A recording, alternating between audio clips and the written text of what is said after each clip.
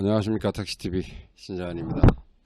오늘은 진정으로 1월 4일입니다. 오늘 1월 4일은 진정으로 이제 한 해를 시작하는 해였습니다. 1월 1일이 휴일이었고요. 1월 2일이 토요일이었고 1월 3일이 일요일이었습니다. 그래서 오늘부터가 이제 진정한 새로운 한 해가 시작됐고 일상으로 돌아온 첫날이라고 보시면 되겠습니다. 그래서 오늘 해부터 달라지는 개인 택시 업계의 이모저모를 좀 한번 정리를 좀 한번 하고 넘어가야 될 필요가 좀 있을 듯 싶어서 그래서 이런 시간을 좀 마련해 봤습니다. 뭐 산적돼 있는 문제들 계속 들어오는 소식들은 여러 가지가 있는데 일단 한번 좀 정리를 좀 하고 그리고 나서 이제 한 해 달라지는 부분들을 쭉 한번 좀 정리를 좀 하고요. 그리고 난 다음에 이제 전체적으로 이제 하나하나씩 한번 좀 이야기를 좀 풀어 보겠습니다. 안녕하십니까? 예, 다들 일찍 들어오셨습니다. 감사합니다. 내일 모레 춥다고 그러죠. 1월 8일부터 상당히 좀 춥다고 그러고, 뭐, 코땡땡은 여전히 그렇고, 길게 안 가겠습니다. 빨리빨리 진행하겠습니다. 빨리빨리요. 우리 또 택린이 여러분들이 좀 어렵고 힘든 시기를 맞고 계셔서, 올해 달라지는 것들을 좀 한번 정리해 봤습니다. 2021년도부터 달라지는 택시 정책입니다. 이미 달라진 것도 있고요. 이미 다 달라진 겁니다. 그다음에 다 달라진 품목들도 있고, 그리고 4월달 되면 이제 봉인이 풀리는 부분들도 있고 그렇습니다. 그래서 하나하나 좀 짚어가면서 소개를 좀 시켜드릴까 합니다. 여태까지의 택시는 까라면 까라였습니다. 그러니까 군대식의 정책들이 주로 줄을 이루었습니다. 여러분들이 국토부나 서울시에서 웬만한 거 잘 안 들어주려고 그랬고요. 그리고 또 웬만한 거 자기네들이 정하면 그냥 정한 대로 그냥 그대로 진행이 됐던 시스템들이었습니다. 그런데 타다라는 렌트카 업체가 나오면서 시민들의 마음들 또 타다라는 렌터카 업체가 나오면서 택시의 판도라 상자를 열어버렸습니다. 여태까지 타다가 열어놓은 부분들은 딱 하나입니다. 뭐냐 하면 여태까지 정부에서는 서울시도 그렇고 국토부도 그렇고 정부에서는 어떤 생각을 가지고 그랬냐 하면 어떤 생각들을 가지고 택시 정책을 펼쳤냐 하면 택시는 싸고 되도록이면 요금 인상 억제 안 하고 그리고 수요가 아무리 많아도 공급이 못 따라오면 할 수 없는 거고 그렇더라도 그런 부분들을 다양하게 풀어주면 안 되는 부분들이라고 생각을 했었던 거예요. 그런데 타다라는 렌터카 업체가 이 판도라 상자를 열어버렸습니다. 그래서 택시 요금보다 좀 비싸게 그 다음에 차량도 좀 크게 이랬더니 시민들이 반응이 놀라울 정도로 높았죠. 그 부분들은 나는 좀 돈을 더 주더라도 내가 타고 싶을 때 여기서 내가 타고 싶을 때는 평소에 택시를 못 탄다는 이야기가 아니에요. 수요가 넘쳐날 때라도 내가 조금 돈을 더 주더라도 가고자 하는 욕구가 있다는 부분들을 정부에서 확인을 했어요. 그런 부분들 때문에 여객운수사업법을 손을 댔고 여객운수사업법을 손을 대면서 택시 업계를 경쟁화 시켰습니다. 그런 제도들이 올해부터 차츰차츰 시행이 되는 겁니다. 또 양수 조건에 대한 부분들도 택시에 묶여 있는 규제에 대한 부분들, 그러니까 차증만 줄 수 없잖아요. 그래서 당근이라는 부분들도 좋습니다. 당근이라는 부분들, 예를 들어서 국토부에서 준 당근은 개인택시 양수 조건 완화에 대한 부분들이고, 또 국회에서 국세청에서 준 거 아니에요, 여러분들. 그거 오해하시면 안 됩니다. 기재부에서 준 겁니다. 기재부에서. 정확하게 얘기하면 기재부에서 준 겁니다. 기재부에서 간이가사 적용 매출을 4,800만 원에서 8천만 원으로 상향 조정했습니다. 간이가사 상향 조정은 몇 월부터 하는 게 아니라 이미 됐습니다. 시행되고 있는 중입니다. 그런 부분들 좀 하나하나 짚어드리면서 설명을 좀 드릴게요. 그때 오늘은 질문을 나중에 받지 않겠습니다. 하나 끝나고 그 중에 질문이 들어오면, 왜냐하면 여러 가지 주제들이 좀 있기 때문에 그때 받겠습니다. 그래서 방영섭님은 간이가세 적용할 때 그때 질문을 주시면 될 듯 싶습니다. 예, 김인철 이사님 안녕하세요. 그리고 또 이 부분들 제가 말씀드린 것들 빼고 또 뭐가 있다 그러시면 그때 또 말씀해 주시면 될 겁니다. 아마 오늘은 주제가 좀 많아서 빨리빨리 좀 진행을 할 예정이고, 아마 분량 자체는 아마 1시간 정도 나오지 않을까 싶은 생각을 하고 있습니다. 그럼 지금부터 좀 달려보겠습니다. 택시TV 달립니다. 양수 조건 완화입니다. 가장 큰 이슈였고요. 그 다음에 50년간 안 풀렸던 것을 이제 약 50년, 항상 약을 붙여야 돼. 약 50년간 안 풀렸던 이런 부분들을 풀어냈습니다. 어떻게 바뀌었느냐? 영업력 3년 경력에서 지금 현재는 그냥 보통 뭐 다른 조건도 있는데 그 힘들게 얘기하지 말자고요. 보통 제일 큰 이슈가 영업력 어쨌든 3년 경력이든 아니면 자가용 운전직으로 5년이든 근무를 했었어야 되는데, 이게 운전면허 취득 후 5년으로 5년 무사고, 이 중요합니다. 이거 이 두 가지 중에 5년 무사고로 바뀌었어요. 이 부분들이 바뀌었습니다. 이 바뀐 부분들을 각 지자체별로 차이가 좀 있습니다. 각 지자체별로 차이가 좀 있고요. 서울 부분들로 설명을 좀 드리면 1년 거주 조건이 생겼습니다. 또는 거주 조건 또는 1년간 서울에서 운전을 하고 다닌 경력이 필요하게 됐습니다. 그런데 거주 조건에 대한 부분들은 과거 거주 가지고 가능하답니다. 초본을 띄면 현지소가 나오고요. 초본을 띄어서 이사 다닌 경력을 다 띄어보면 과거에 1년간 서울에 거주한 조건이 있으면 가능하다라는 유권 해석 정도를 받아놓은 상태입니다. 아직은 1호가 안 나왔어요. 왜 안 나왔느냐 하면 이제 여기서 나옵니다. 그리고 택시 자격증 제도에 대한 시험에 대한 부분들이 교통안전공단으로 이관이 됐습니다. 그래서 택시를 살려면 3가지가 필요합니다. 택시 자격증, 그리고 양수교육 필증, 그리고 여기 이제 시험이 들어가고 조금 이따 설명드릴 거고, 여기에 이제 운전면허증인데, 이 택시 자격증 제도에 대한 시험이 교통안전공단 현재까지는 벌써 작년이 됐네요. 2020년까지는 택시운송사업조합, 법인 택시운송사업조합이에요. 법인 택시운송사업조합에서 주관을 하고 자격증을 발급하다가 이제 교통안전공단으로 이관을 시켰어요. 그게 오늘 첫날입니다.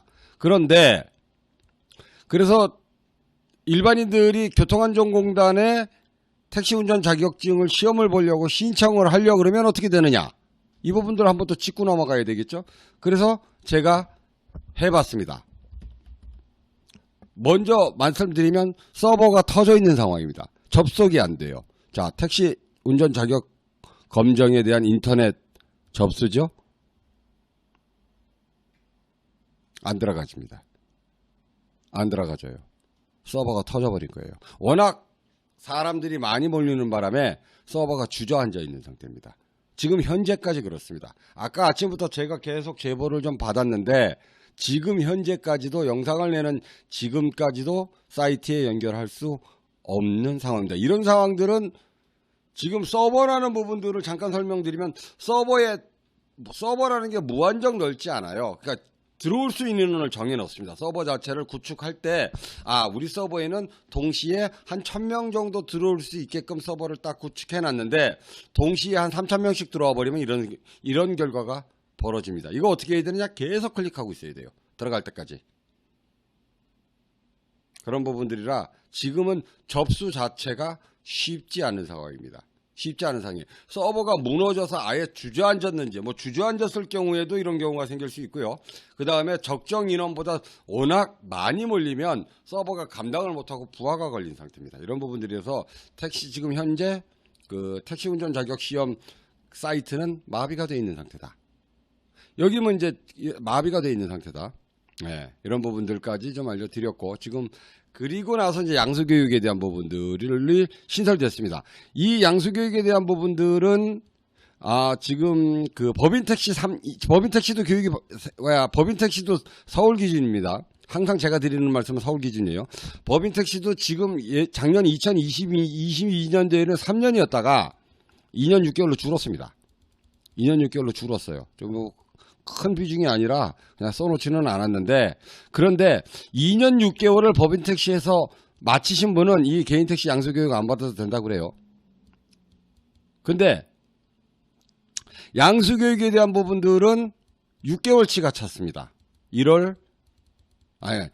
작년 12월 28일 날 9시에 땡 쳤는데 약 9시 10분경에 땡 마무리가 쳤어요. 언제분이 6개월치가 만석입니다. 못 들어가요. 그래서 이분들은 언제 해야 되느냐? 6월 달에 신청하셔야 돼요. 이제 6월 달에 신청하셔야 되는데 조금 더 열겠다고 이야기는 했습니다. 그래서 그런 부분들은 교통안전공단에 계속해서 문의를 하시고, 국민청원까지, 지금 청와대 국민청원까지 올라가 있는 상태고, 그 다음에 교통안전공단 홈페이지는 게시판에 난리가 나 있는 상황입니다. 이런 부분들이기 때문에 참고하시고, 그러면 이제, 아까 제가 말씀을 드렸듯이, 그런데 여기에 문제점이 오늘 또 하나 발견이 됐습니다. 이 양수교육을 받으려면 어떤 자격증이 필요하냐면 면허증하고, 양수교육을 받으려는데, 요거 택님 여러분들, 모여라 택동산 계시는 분들 요거 잘 들으셔야 돼요. 면허증 플러스 뭐가 필요해? 택시 자격제도 시험이 필요해요. 택시 자격증이 필요해요. 이 두 가지가 갖춰져야, 택시 자격증, 이 두 가지가 있어야, 나 이거 왜 이렇게 만들어 놨는지는 모르겠는데, 두 가지가 있어야 양수교육을 받을 수 있어요. 근데 기간은 또 3년입니다. 양수교육에 대한 효과는 3년이에요. 올해 받으면 3년까지는 언제든지 양수하시면 돼요. 근데 양수 받을 때 택시 자격증은 반드시 있어야 돼. 그런데 그러면 이런 경우가 있을 수 있죠. 양수교육은 먼저 신청을 했어. 근데 택시 자격증이 없는 사람이 있을 수 있잖아요. 그렇죠? 그런 경우가 생겼습니다.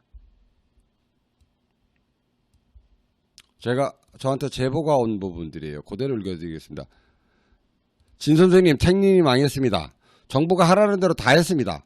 무사고 지키기 위해서 생업도 포기하고 운전도 안 하고 양수교육 받으려고 컴퓨터 앞에서 몇 시간씩 대기하다가 겨우 예약했답니다. 언제?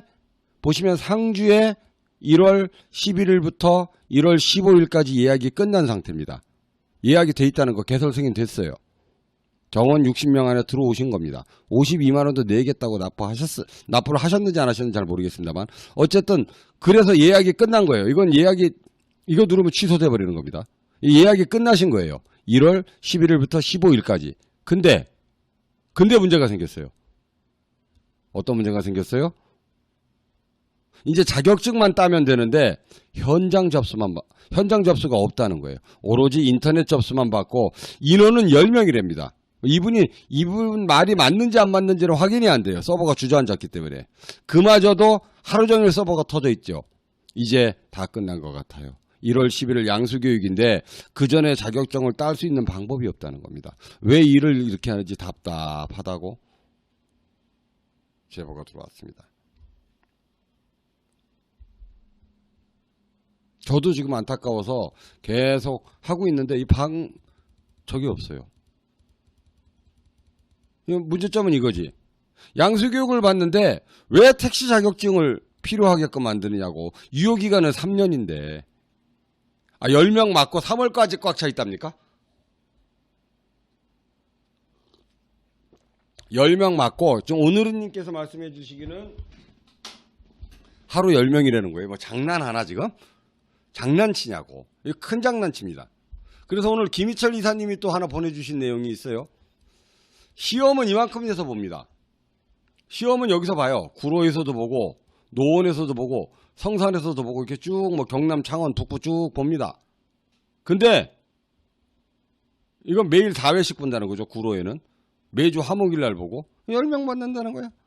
10명 합치면 하루에 30명 받네? 뭐 미리미리 짜야지에 대한 부분들, 미리미리 따야지에 대한 부분들이 아니고요. 제도라는 부분들은 그 시간 안에만 까게끔 하면 되는 부분들이에요. 그래서 김희철 이사님께서 역시나 또 이런 부분들을 좀 보내주셨습니다. 그럼 뭐 하냐고. 10명씩 밖에 안 받는데. 서버는 터트려 놓고. 이런 부분들입니다. 지금 현재 국토부가 이러고 있는 중입니다. 계속해서 이렇게 군데군데 좀 설명을 좀 드려요. 그래서 양수 조건이 완화는 됐는데, 이 결론을 내리면 이제 양수 교육에 대한 부분들을 10분 만에 싹 정리해 드렸습니다. 10분 만에 싹 정리해 드렸어요. 양수에 대한 부분들을 10분 만에 빠르게 싹 정리해 드렸어요. 이런 뭐 하냐? 이런 뭐 하냐?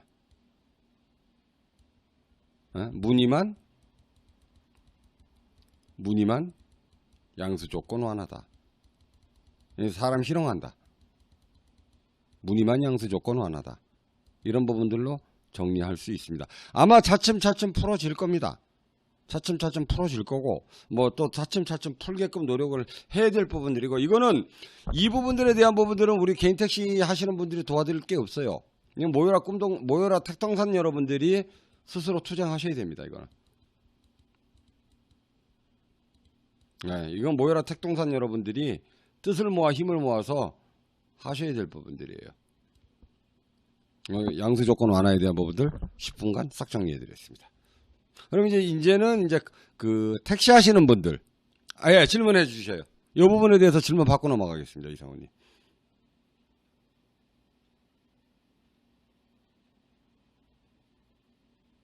이걸 어디도 물어볼 데가 없고, 그러니까 완전히 제가 그런 얘기를 좀 해드렸거든요. 질문이 오는 동안에.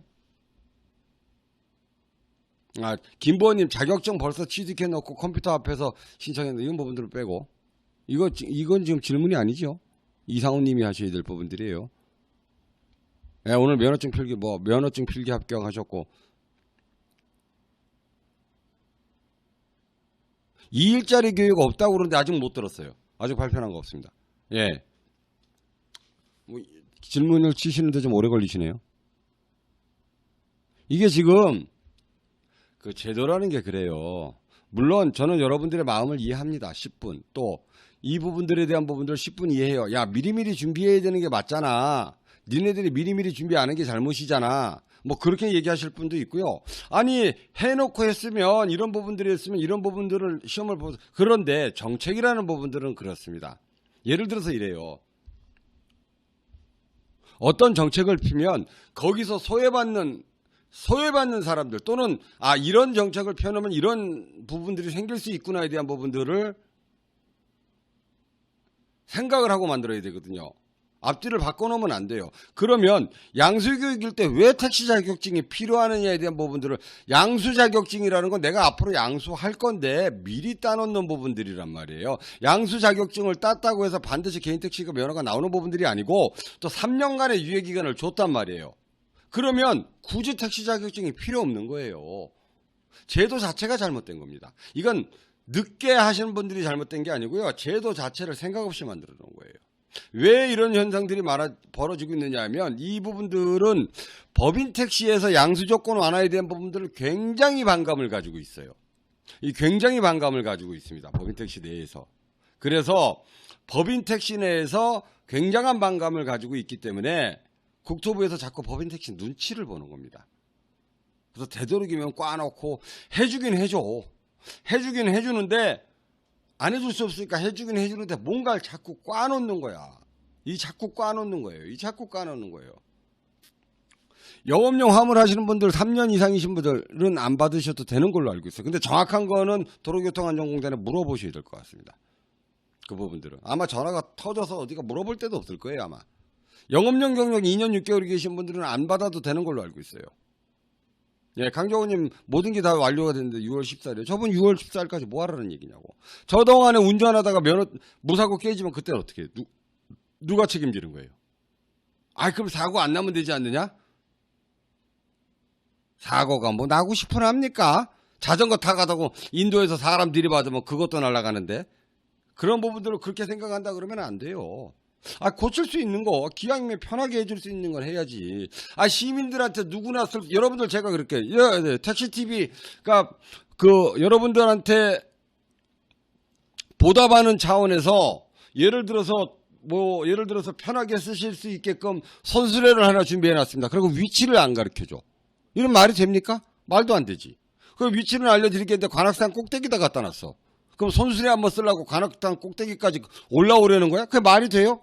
누구나 쓸 수 있으면 최소한 우리 사무실 앞에는 갖다 놔야 되는 부분들이거든요. 안 그러겠어요? 그렇지 않겠어요? 근데 그러면 생색은 내는 거지. 나는 여러분들을 위해서 손수레를 쓰게끔 해놨어. 근데 손수레는 어디다 갖다 놨어? 관악산 꼭대기다 갖다 놨어.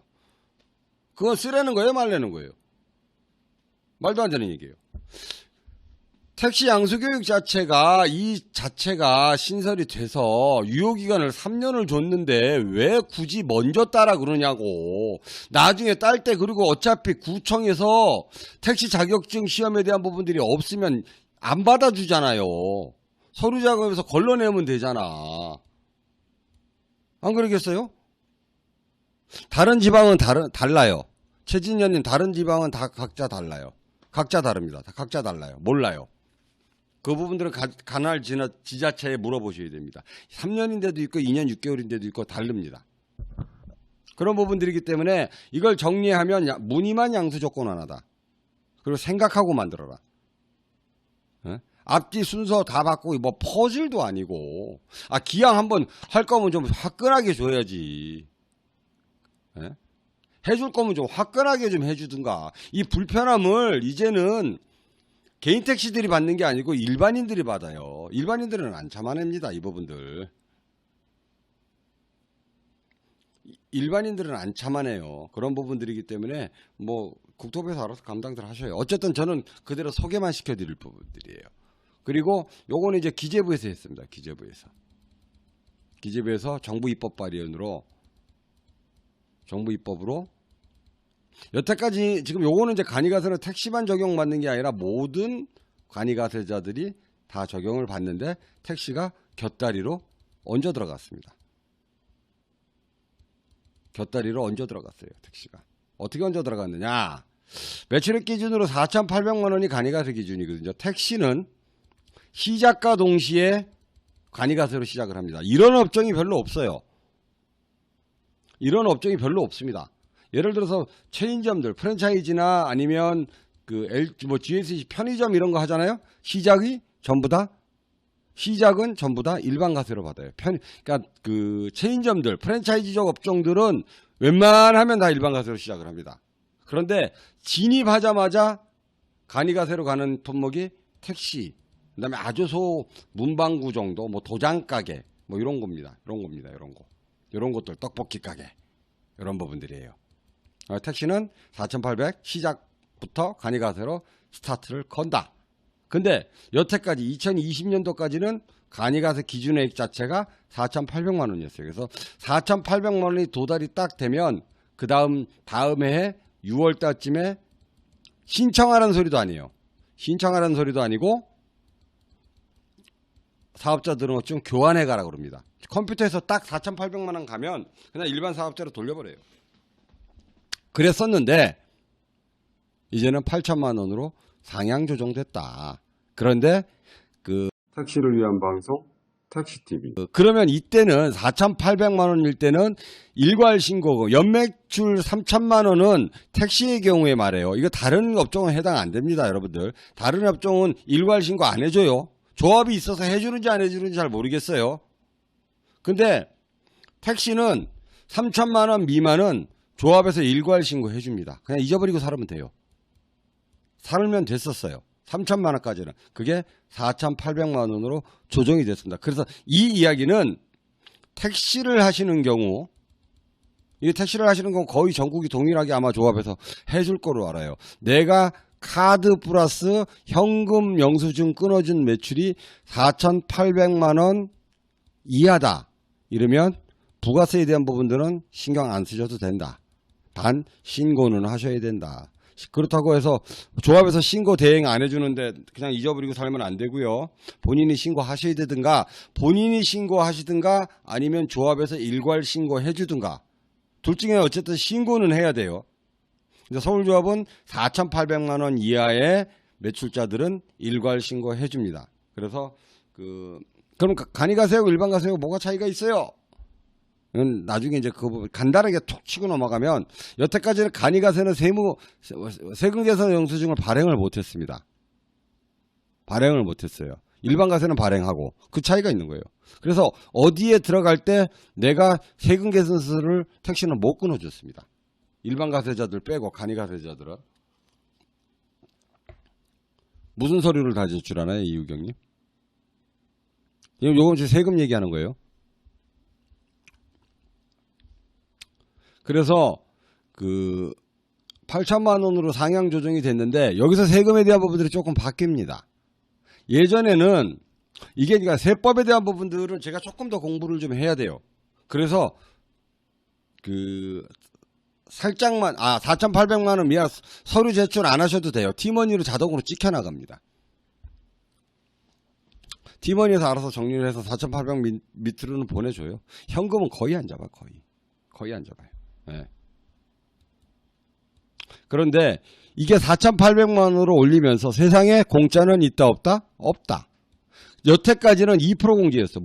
나 이게 여러분들 내가 이게 정확하지 않을 수 있어요. 정확하지 않을 수 있어. 근데 그러니까 쉽게 말해서 4,800만 원 밑으로는 세금 부담이 완전 해방이 되지만 4,800만 원 이상부터는 세금이 좀 냅니다. 예전에 4,800, 근데 일반 가사자보다는 덜 냅니다. 예를 들어서예요. 또 각자마다 다릅니다. 매입 금액을 얼마를 잡았는지, 매출 금액을 얼마를 잡았는지는 달라요. 그 부분들은 뭐 지금 오늘 다 해석해 드릴 부분들이 아니니까 그냥 예를 들어서야. 예전에 4,800, 예를 들어 4,900만 원이었어. 근데 이분이 작년에는 세금을, 부가세를 1년에 한 250만 원 냈다. 이러면 이거 한 40만 원에서 한 80만 원 정도 사이로 좀 부담이 됩니다. 각자 다를 수 있어요. 각자 다를 수 있어. 똑같이 4,900만 원을 찍어도 매입 자료가 얼마 있느냐에 따라서 달라요. 세금이라는 부분들은.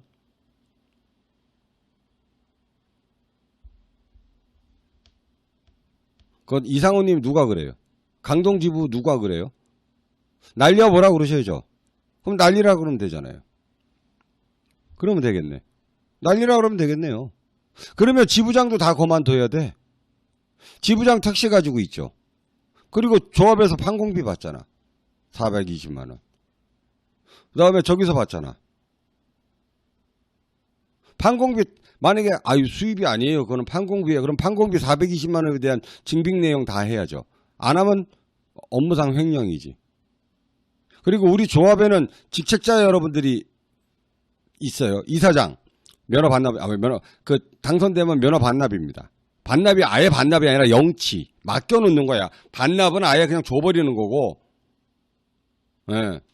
모르면 가만히 있으라고 그러세요. 그러면 본부장들 월급 받는데? 우리 개인택시 본부장들? 서울 개인택시와 본부장들 월급 받잖아요. 근데 그 사람들 남바 다 가지고 있어요. 있었어요. 2%. 예.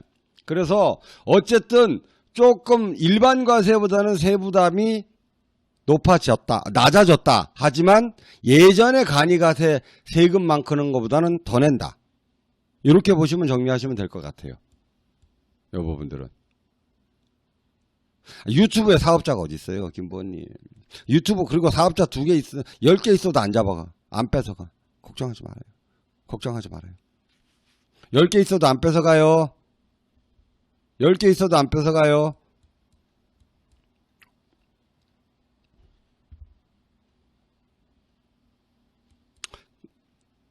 무슨 소리예요 또. 그 말이 아니고요. 그리고 지금 이거 얘기하고 있잖아요. 세금 얘기하고 있잖아요. 그죠? 그건 나중에 겸업 금지할 때 얘기하자고요. 진도가 안 나가잖아, 김부원님. 받아주는 것도 이 정도 받아줬으면 그만해요. 거기까지. 진도 안 나간다고요. 362명이 본인 때문에 기다리고 있다고요. 절대 이러시면 안 돼요. 그 해당에 대한 부분들도 그럼 택시 가능하다고 말씀드렸죠, 제가. 예, 진도 나갑니다. 이상우님, 김보원님, 끊지 마라. 토달지 말아요. 근데 김보원님이 질문하신 건 아니고 이상우님, 토달지 말아요. 그 얘기는 딴 얘기 한다고. 진도 빼자고. 이 진도 안 나가요. 그렇게 되면 진도 안 나가. 362명이 본인 한 명 때문에 딴 얘기 해야 된다고요. 그렇죠? 그거 하지 말라니까. 강남가자님 하지 말라고. 궁금하신 있는 거 주제 벗어날 것 같으면 하지 말라고요. 내가 지금 그 얘기 하고 있잖아. 하지 말라고. 진도 빼야 돼. 진도 빼야 돼. 예, 알았어요. 이제 가치 없는 말은 대꾸 안 합니다. 수소차, 전기차에 대한 부분들이 이미 11월 달에 해제가 됐습니다. 수소차와 전기차. 근데 여기도 지금 꼼수가 있어요. 여기도 지금 제가 그 영상에서 좀 내드렸는데, 여기서 그거에 대한 부분들을 내드렸는데, 이 전기차 내년에 서울 기준으로 보면, 지금 올해는 700대였습니다. 이게 지금 700대가 간신히 12월 달에 다 마감된 걸로 알고 있어요. 12월 달에 간신히 다 찼는지 어땠는지 뭐 이렇게 돼 있는데, 이게 지금 전기차 부재라고 해제는 해놨는데 이 300대입니다. 내년에 300대 TO예요. 보조금이 없다는 얘기야. 나머지 이 보조금 끝나버리면, 보조금 없이 살 것 같으면 부재 해제는 돼. 근데 보조금 없이 누가 사냐고. 이걸 안 사지. 이것도 부재는 해제시켜 놓고, 이건 무늬만 부재 해제다. 이거 무늬만 부재 해제다. 이따구로 할 것 같으면 다 풀어라. 무늬만 부재 해제다. 이거 이따구로 할 것 같으면 전면 해제 주장합니다. 이거 웬만하면 안 그러려고 그랬는데, 이따구로 할 것 같으면 전면 부재 해제 저희가 주장할 거예요. 서울개인택시업에서. 지금 이게 다 법인택시하고 지금 양수 조건 하나하고 이 부재에 대한 부분들이 법인택시하고 되게 부딪히는 부분들이에요. 이 되게 부딪히는 부분들이에요. 엄청 부딪히고 있는 중입니다. 그래서 우리 택동산에 계시는 분들은 누구 편을 들어야 돼? 개인택시 쪽에. 이게 지금 엄청 부딪히고 있어요. 지금 법인택시 쪽에서 엄청난 꼬장 들어오고 있는 것 같아요. 아니, 전기차는 부재를 해줬어. 근데 서울 같은 경우는 지방마다 다릅니다. 지방마다 좀 달라요. 그것도 며칠 전에 해드렸어요. 몇 대 있고 몇 대 있는 거 다 해드렸는데, 그러면 어떻게 되느냐? 부재는 해줘 있는데 TO는 300대야. 이게 뭔 부재 해제야? 정책에도 엇박자나는 거예요. 전기차 많이 사라며. 근데 왜 300대밖에 TO를 안 잡아주느냐고. 그거 안 되지. 그건 절대 안 되는 얘기예요. 이런 부분들 TO 동글뱅이를 앞에다 붙이면 안 돼요. 뒤에다 붙여야 돼요. 동글뱅이를 한 3,000대 이상 정도는 해줘야 된다. 그래서 아마 중간에 한번 한다고 그러는데, 어쨌든 그거는 계속 노력 중입니다. 그 전기차가 활성화될 수 있도록, 그 다음에 숫자가 늘어날 수 있도록. 아니, 여러분들 택동산 여러분들, 이것도 택동산 여러분들 좀 힘을 보태줘야 돼. 예? 예. 힘을 좀 보태줘야 되는 거예요.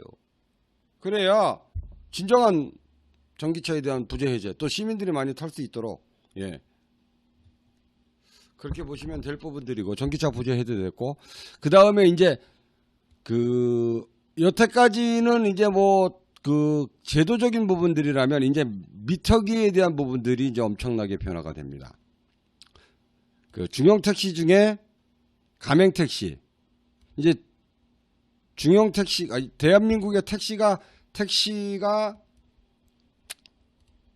세 가지로 크게 나뉩니다. 첫 번째, 타입 1.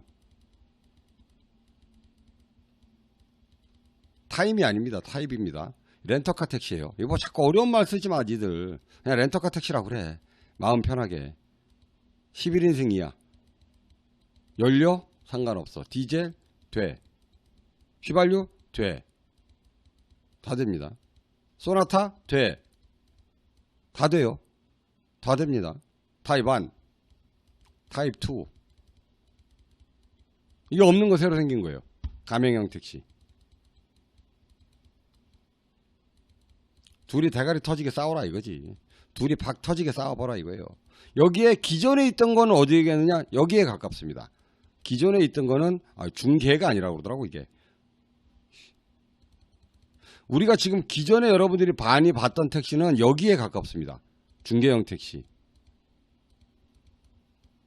여기에 제일 가까워요.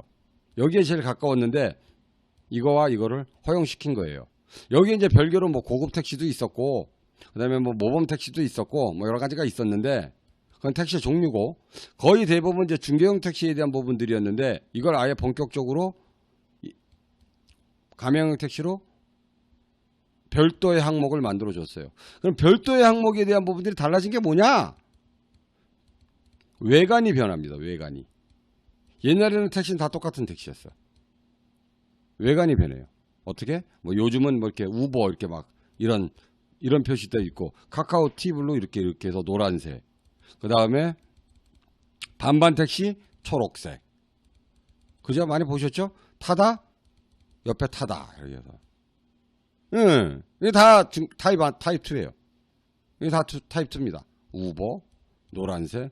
그러면 잠깐 질문이요. 온다는 뒤에 그 옆구리에도 이렇게 온다, 오면 온다. 이건 광고. 이건 광고. 뒤에 보면 그 뒤에 범퍼에도 뭐 안 오면 나는 온다인데 와 온다가 오면 오냐 어쩌고 저쩌고 써붙였던데 이거 광고. 광고. 얘네는 광고. 이거 마카롱 뺐다. 미안. 미안 마카롱. 씨 그래도 명색이 숫자로서는 넘버 2인데 미안. 예. 그래서 마카롱도 초록색에 가깝죠. 이건 파스텔 톤. 그래서 이렇게 변한 택시들이 있어. 이 타입 2. 이 타입 2. 온다 안 돼. 온다 없어요. 온다 아니에요. 온다는 아니에요. 현재는 아니에요. 부산의 토마토.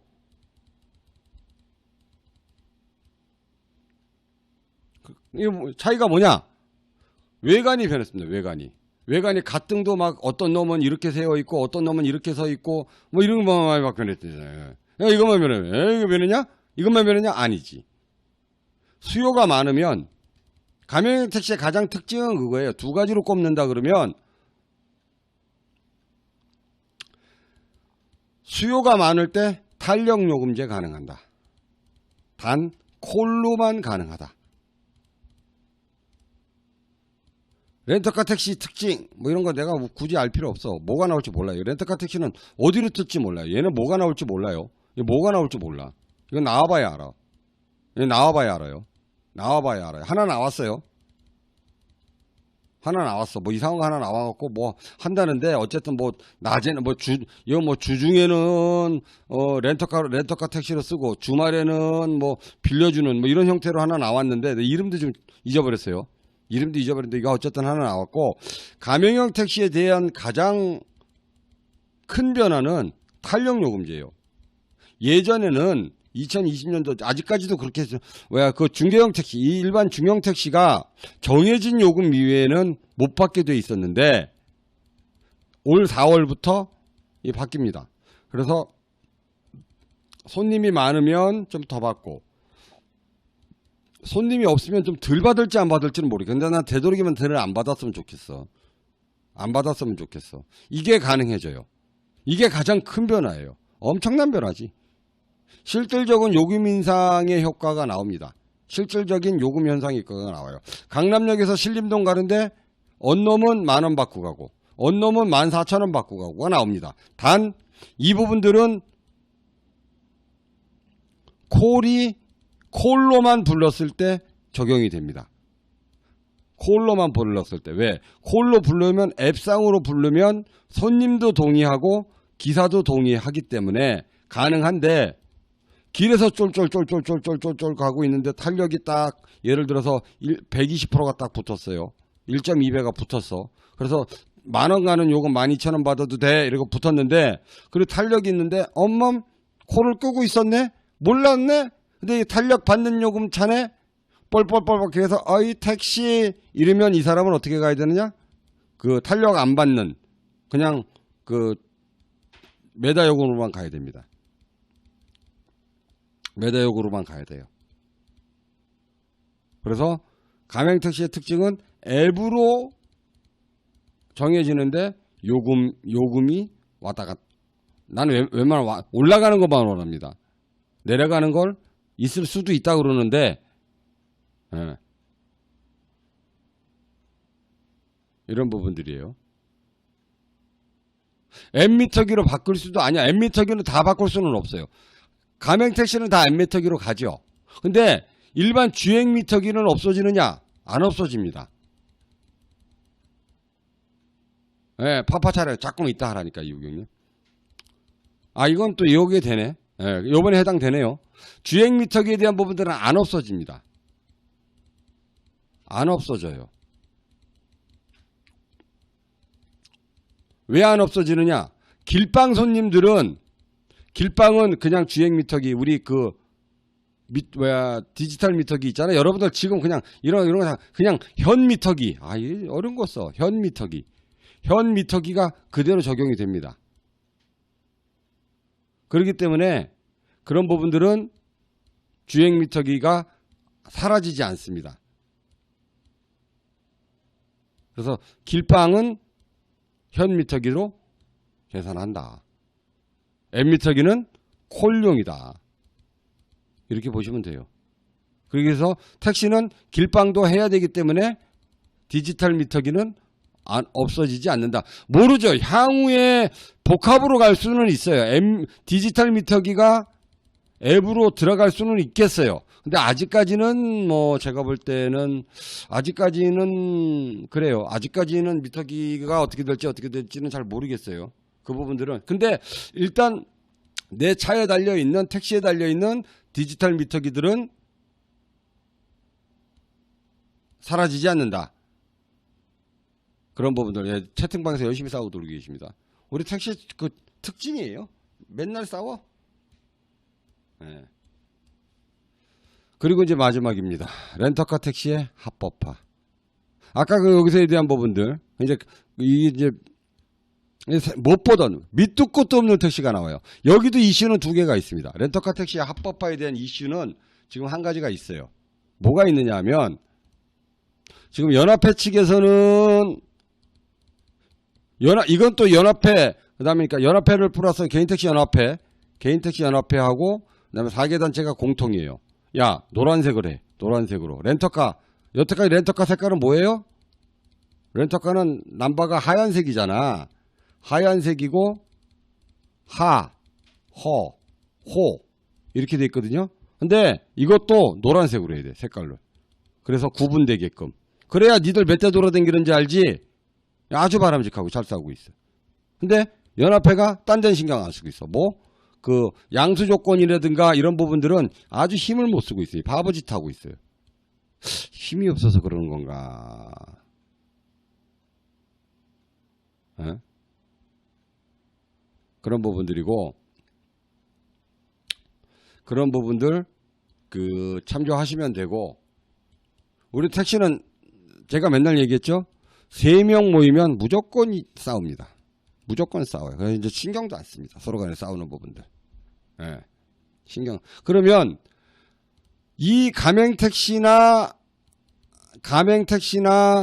렌터카 택시가 언제부터 된다? 4월달부터 된다. 4월달부터 되는데 지방은 어떤 영향을 받을 것이냐? 지방에 대한 영향에 대한 부분들은 어떤 영향을 받을 것이냐? 택시가 딸리는 지역은 택시가 충분한 지역들 별로 영향 없다. 충분한 지역은 택시가 충분한 지역. 우리 동네 택시 타는데 아무 상관없는데 이런 부분들은 가맹이들은 렌터카들은 안 들어갑니다. 잘 안 들어가려고 그래요. 의미가 없어. 들어가든지 말든지. 크게 의미 없어요. 크게 의미가 없어요. 크게 의미 없다. 왜? 안 그래도 기사들이 묻지마로 잘 받는다. 손님이 없으니까 고르지 않는다. 이게 왜 이런 현상들이 벌어지냐? 서울에서 골라서 그렇다 이거. 서울에서 골라 잡아서 그렇다 이거. 근데 긴장해야 되는 지방이 있죠. 이렇게 몇 번 택시TV에서 말씀드리는 부분들이에요. 화성 긴장해야 돼요. 그 다음에 경기도 광주 긴장해야 됩니다. 이런 지역들, 그 다음에 용인 이런 지역들 긴장해야 된다. 여기는 차값 떨어진다. 여긴 차값 떨어집니다. 난방값 떨어집니다. 여기 이 지역은 무조건 떨어집니다. 무조건 떨어져요. 무조건 떨어져요. 세종 만만치 않다. 천안 그러니까 막 2억씩 간다고 그래요. 천안 2억씩 간다고 그래요. 예, 떨어진다. 천안 지역 사실 분들 여기 막 올라갈 것 같잖아요. 막 3억 될 것 같고 4억 될 것 같죠. 안 그렇다. 떨어진다. 천안 지역 같은 데 떨어진다. 화성 지역 떨어진다. 경기도 광주 떨어진다. 경기하고 하남하고는 똑같습니다. 하남 차를 사도 경기도 광주에서 할 수 있고, 그 다음에 화성은 오산 차를 타도 화성에서 할 수 있습니다. 용인은 용인인가 보다. 여기 떨어진다. 여긴 떨어진다. 왜? 떨어진다. 이런 부분들이에요. 그래서 지방도 가맹이나 아니면 떨어진다 이러면 안 되겠구나. 떨어질 가능성이 있다. 아이씨. 가맹이나 아니면 잊어버렸잖아. 지방에도 가맹이나 렌터카 택시에 대한 부분들을 긴장해야 되는 지방도 있고 긴장 안 해도 되는 지방이 있다. 예를 들어 대구 같은 지방, 대구 지역 안 해도 된다. 렌터카가 나오든지 말든지 아무 의미 없다. 여기는 그다음에 하여튼간 그래요. 손님이 없어서 그러니까 결국은 그러니까 왜 이런 현상들이 벌어지는 거야라고 설명을 하면 이걸 가맹이 또는 렌터카가 이게 왜 생겨났을까? 소비자들이 택시를 타고 싶을 때 못 타기 때문에 택시를 늘릴 수 없으니 가격으로 조정하겠다. 여기 이제 요거는 렌터카는 매기 효과고 이런 부분들이에요. 지금 시계 보고 있는 중입니다. 그래서 올해 달라지는 또 앞으로 달라질 또는 달라진 내용들을 일괄적으로 한번 쭉 설명을 드렸습니다.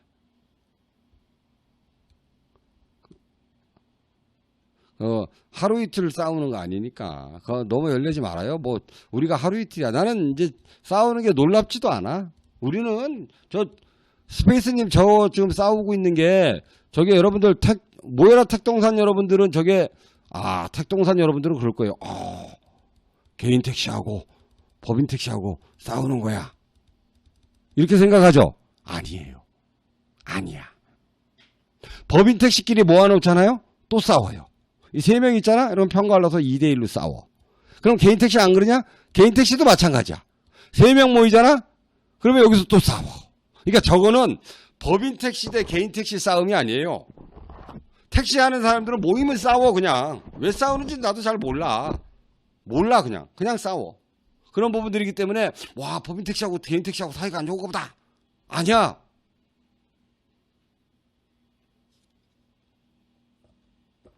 서로 간에 싸워. 그러면 또 법인 택시는 같은 회사끼리도 싸우고요. 또 다른 회사끼리도 싸우고. 이런 거 있어요. 예를 들어서 어느 회사는 15만 원이야. 산악금. 예를 들어 이제 없어졌지만. 근데 여기는 14만 5천 원이야. 둘이 만나면 15만 원짜리가 여기한테 질 것 같죠? 안 그래? 14만 5천 원짜리가 야 얘네 15만 원이라며 우리는 14만 5천 원인데 우리가 5천 원 싸잖아. 26일이면 13만 원 싸거든? 그럼 여기 뭐라는 줄 알아? 야 우리는 차가 좋거든? 이렇게 싸워. 너 똥차 타고 14만 5천 원 낼 바에는 나는 새 차 타고 15만 원 낸다? 이래요. 그럼 싸워 둘이. 싸우는 거야. 대체 불가능한 걸로 알고 있습니다. 김현수님. 모르겠어요. 건강진단서를 일반 우리 개인 택시에 필요한 건강진단서는 국공립병원에서만 됩니다. 국립이나 공립, 시립병원이나 보라매 공원 이런 데 돼요. 예를 들어서 연세대학교 병원에서 받는다? 안 돼. 보라매 공원 가서 받아야 돼. 아니면 시립병원. 되셨죠? 시립병원 같은 데서 사셔야지. 예를 들어서 서울대병원이 국립병원은 아니죠. 대학병원이잖아요. 그죠? 삼성병원 안 돼. 삼성병원 안 돼. 보라매 병원 돼요. 왜? 국공립병원에서만 되는 거예요. 예, 국공립에 300상 이상. 그 두 가지 조건이 있어요. 그래서 만약에 아마 국공립병원에서 국공립에 300병상 이상 받은다면 가능성이 있고, 그 다음에 국공립이 아닌데 국공립인데 300 이하면 안 될 가능성이 있어요. 동부시립 되잖아. 시립병원이니까. 서울시병원이니까. 예. 난 이런 것들을 다 나는 머릿속에 다 들어가 있다니까. 이게 존나 신기해. 아주 신기해. 겁내 신기해. 예, 각 지자체 병원마다 있어. 서울에 계시는 분들은 보라매 병원 가. 간단해. 뭐 크게 어려울 게 없어. 아, 나는 북부인데 이러면 저기 가면 되잖아. 어디야, 중랑구에 있는 거. 시립병원. 예. 아, 또 성용철리 그만. 아, 은평시립은 병상이 작아서 안 되는 거예요. 300명 이상. 예. 그런 부분들, 자, 그런 부분들 해서 올해 변화되는 내용들을 소개 좀 시켜드렸습니다. 우리